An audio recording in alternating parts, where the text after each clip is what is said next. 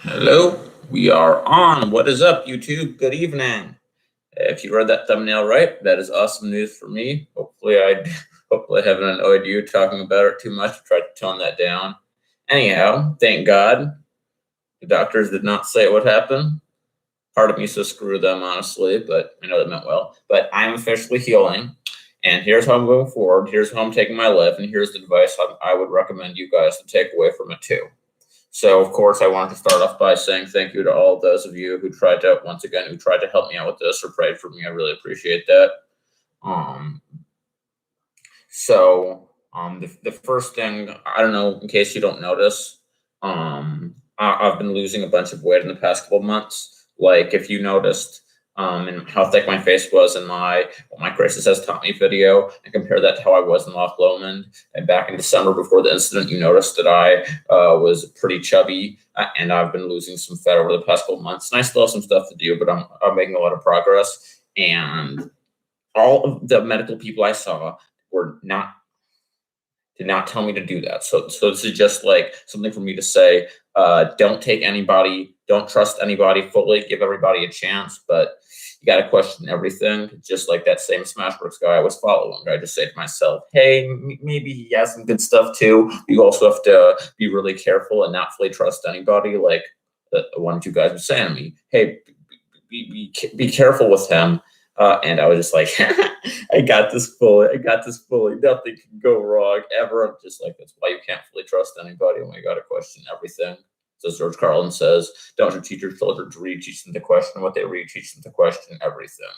And I mean, as ridiculous as it is, all my medical people told me, build your abdominal muscles. And then none of them said to me, lose weight. I'm just like, how do you do that? Anyhow, moving on. Another thing I'm taking away from this, I highly recommend. I kind of recommend this to all of you guys. If there's, is to just like weigh the risks and benefits of things you're going to do. It's just like I was talking to my dad sometime after the incident, and I said to him, "Hey, Abba, were you afraid of me hurting myself? Were you thinking of things before it happened?" And he's just like, "Well, I wasn't afraid of you hurting yourself at that point." In the beginning, he told me to be careful, and I was extremely careful myself. I didn't know what the heck it would do, or I had no idea where it would go. But he just said he was thinking, though. Okay, he said he's completely normal now. Okay, fine. So why does he keep spending 45 minutes a day doing this? And I say to myself, hey, yeah, he has a point. You'd rather have a slightly rounded slightly rounded right shoulder, tongue twister, then wreak some havoc in your lumbar spine. And he's right, weigh the benefits and risks and quit while you're ahead and watch what you're doing. So for sure. What's next? And of course, as I said before, I'm going to follow those 6 guidelines I talked about in my other video. I analyzed them back then. I'm not going to bother saying the whole thing now and take the time to do it, but if you want to look it up, it's called 6 Guidelines in Life. I don't know who said it first, but it's a great set of rules to live by, good or bad stuff. And it's just like knock some humility into me too. Just,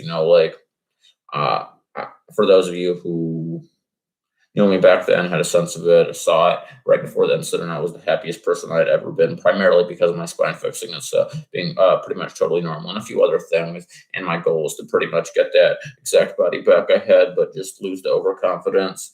And so I just want to keep that and be humble. And it's like one saying I saw that, for those of you who haven't realized or don't know, I used to have a bit of a special interest with quotes, and I memorized a lot of them for fun, and I just still remember a bunch of them. But there's this one saying I'm thinking of: 2 things define you: your patience when you have nothing, and your attitude when you have everything. So just like when I'm like healing through this, I'm just like, hey, it took 4 months for it to not 3-4 months for it to start knocking back just a little bit. Okay, then it's probably gonna keep healing, but keep being patient, keep persisting through this, and then your attitude when you have everything, and it's just like, hey, don't get obnoxious about healing it. Don't do stupid things to risk it. And hey, looking back, when I thought about how I was bragging to people, how I didn't sound a tenth as awesome as I thought I did. I remember talking to a guy downtown, and I was just like, Yeah, and before I found the videos, people didn't think I could fix it. I was like all rolled over like this, and now I'm back like this. And he's just like, "That's crazy." I'm just like, "Yeah, be kind of modest about your results." And I also say to myself, learn from the past. How do I want to stop these things from happening again? I'm just going to simply look for staying busy. As they say, idle hands are the devil's playground. So I just figured the more busy I am, the less stupid stuff I can get myself into. And of course, also it's like not self-sabotaging, you know.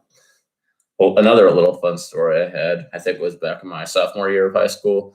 For those of you who don't know, you probably don't. Like I think I may have told one or a few of you guys, most of you don't know. I would go to export, and I was not very successful at building muscle because I didn't really put myself into it, and I ate a lot of junk food. And a couple of kids would just be like, I would be like talking to my driver's ed coach. I'm like, you go to, he's like, I'm like, yeah, Coach Frick, I go to export. And so he would just be like, you lifted 5 pound weights, Coach Frecka. And of course and he's a teacher, and speaking about other students like that, it's kind of frowned upon to say the least. Not to mention illegal, so we didn't do anything, but what the heck. Anyhow, I was just like looking back then how I like self-sabotage myself and just saying, you're not getting anywhere with this. Just give up, just give up. And I did at the time, but I was totally wrong. But this time I like had to persist because I just told myself, you can go without a muscle gain. You can't go without weight loss. And I eventually got my muscles on, and I feel like I'm going to get them back this time with God's help. So all I got to do, I guess, is be patient, which, to be honest, is not one of my great qualities, but you do what you got to do.